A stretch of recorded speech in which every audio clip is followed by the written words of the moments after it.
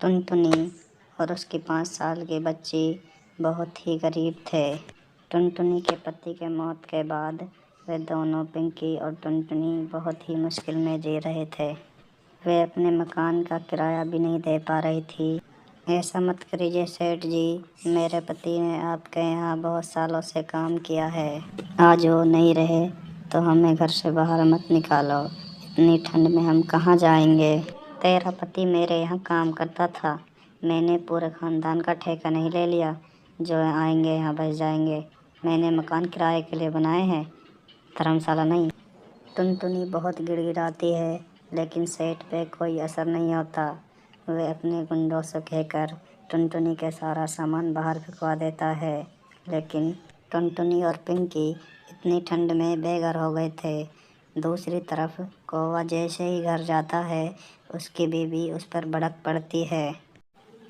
फिर आ गए, मैंने तुमसे कहा था ना, अगर कोई नौकरानी नहीं लाए तो मैं घर में नहीं घुसने दूंगी।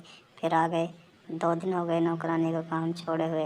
कोई नौकरानी नहीं ला जा रही तुम पर। अरे भाग्यवान, आज मुझको माफ़ कर दो। मैं कल किसी न किसी को पक्का ले आऊँगा। हाँ रहने दो, मुझे 2 दिन हो गए तुझसे बचे बैठे।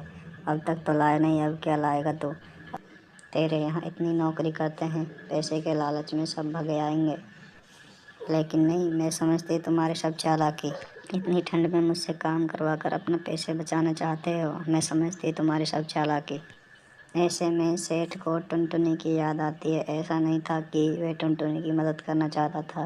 वह तो टुनटुनी को अपनी नौकरानी बनाने के लिए लाना चाहता था। उसने सोचा क्यों ना टुनटुनी को ही अपने घर की नौकरानी बना ले। तो वह अपनी गाड़ी लेकर बाहर चला गया टुनटुनी को ढूंढने। टुनटुनी और पिंकी दोनों सड़क पर बैठे हुए थे, ठंड में कांप रहे थे।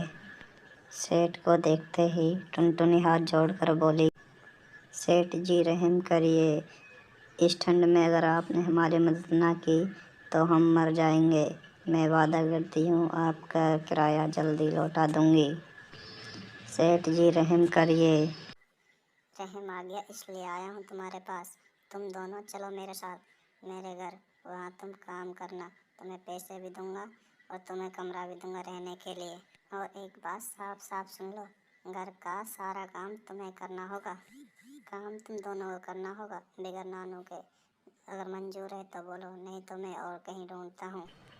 टुनटुनी के पास और कोई चारा भी नहीं था, इसलिए टुनटुनी हाँ कह देती है। सेठ टुनटुनी और पिंकी को अपने घर ले जाता है। सेठ अपनी पत्नी सुंदरी को सारी बात बताता है। सुंदरी को बजाय खुश होने के वे उन पे ही भड़कती है। अरे मैंने तुझे नौकरानी लेने भेजा था, कोई मुसीबत लेने नहीं। अब इन्हें रखोगे कहाँ। अरे तुम तो चिंता ना लो, तुम तो जी भर के काम कराओ इनसे।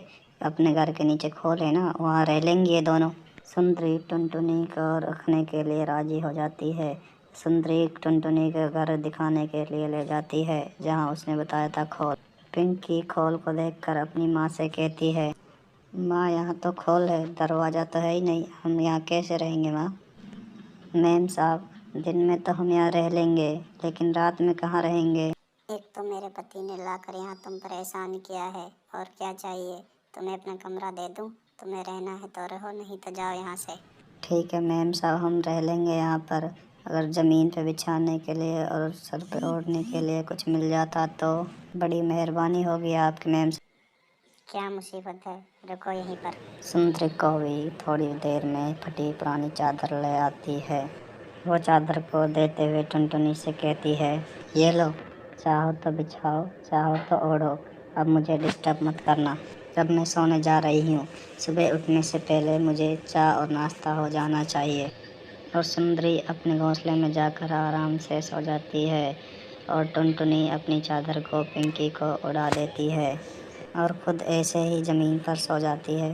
दिसंबर की वो रात जब बहुत ठंड पड़ रही थी, खोल में हर तरफ से ठंडी हवा आ रही थी। और फिर अगले दिन, अरे महारानी अब तक सो रही है, तो इसे रात कहा था ना मुझे उठने से पहले चाय नाश्ता हो जाना चाहिए। मुझे माफ़ कर दीजिए मालकिन, वो रात भर सो नहीं पाई ठंड के कारण। सुबह धूप हुई तो मेरी आँख लग गई। मुझे माफ़ कर दीजिए, मैं अभी सारा काम करती हूँ। टुनटुनी उठकर सारा काम करने लगती है।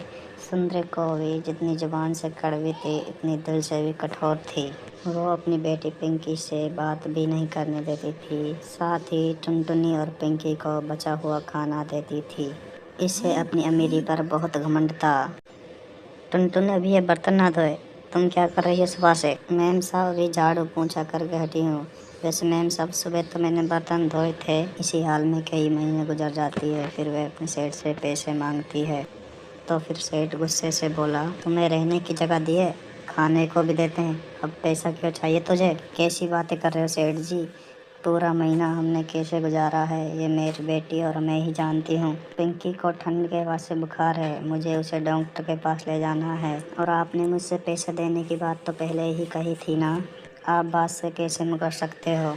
सेठ अपनी जेब से पैसा निकाल कर टुनटुनी को देता है। टुनटुनी इन पैसों को देखकर कहती है, ये क्या, इसमें क्या होगा सेठ जी? वो मुझे नहीं पता। टुनटुनी को अब वहाँ पर काम नहीं करना था, इसलिए वह अपनी बेटी को लेकर वहाँ से चली जाती है। कुछ दिन सेठ अपने परिवार के साथ घूमने निकलता है। वापस आते आते अंधेरा होने लगता है। उनकी गाड़ी खराब हो जाती है। अरे क्या हो गया, गाड़ी क्यों रोक दी? और ये जगह भी सुनसान है। अरे भाग्यवान, रोकी नहीं है, गाड़ी खराब हो गई है। सेठ गाड़ी से निकलकर गाड़ी ठीक करने लगता है, लेकिन गाड़ी ठीक नहीं होती है। फिर वहाँ से धीरे धीरे वे अपने घर की तरफ पैदल निकलते हैं, लेकिन उन्हें ठंडी हवा आगे बढ़ने से रोक रही थी। मेरे तो ठंड में पैर ही जम गए, चला भी नहीं जा रहा है जी, कुछ करो ना, बेटी का ठंड में बुरा हाल हो जा रहा है। सेठ और सुंदरी हार मानकर एक जगह पर बैठ जाते हैं। इतने में उन्हें कुछ दूर से रोशनी आती हुई दिखाई दी। वो टुनटुनी थी जो हाथ में कैंडीन लिए उनकी तरफ बढ़ रही थी। टुनटुनी को देखकर सुंदरी चौंक कर बोली, अरे टुनटुनी, तुम यहाँ? हाँ, यहाँ मैं एक फैक्ट्री में काम करती हूँ, यहीं पास मेरे घर है, झोंपड़ी है, तुम सब वहाँ चलो, ठंड में ज़्यादा ठंड लग रही है, तुम सब वहाँ चलो। और टुनटुनी उन्हें अपने घर ले जाती है। टुनटुनी उन्हें ओढ़ने के लिए एक मोटे कंबल देती है। सेठ और सुंदरी बहुत ही शर्मिंदा थे। फिर सुंदरी टुनटुनी से कहती है, टुनटुनी मुझे माफ़ कर दो, मैंने तुम्हारे साथ बहुत बुरा किया, मुझे माफ़ कर दो। और यहीं पे कहानी का अंत हो जाता है। इसलिए कहते हैं कि कर भला तो हो भला, सबके साथ भलाई कर।